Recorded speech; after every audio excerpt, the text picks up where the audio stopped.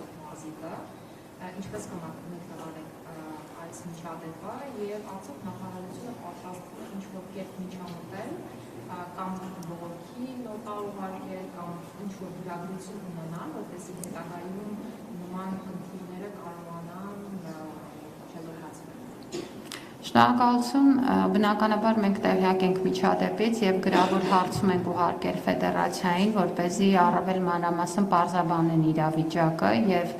այդ պարզաբանումը ստանալուն պես կհասկանանք մեր հաջորդ քայլերի ձեռնարկման նպատակահարմարությունը։ Իմ արձագանքը մեկն է, սպորտը պետք է լինի սպորտի մասին եւ կարեւոր է, որպեսզի մենք մարզական հրապարակում մրցման ժամանակ հնարավորինս հետևենք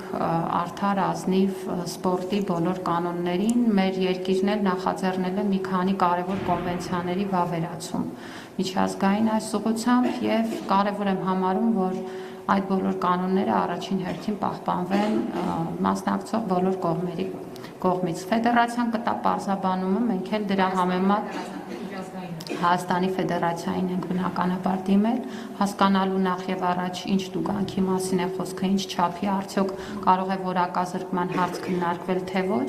եւ բնականաբար այդ պատասխանից կախված կորոշենք մեր գործողությունները։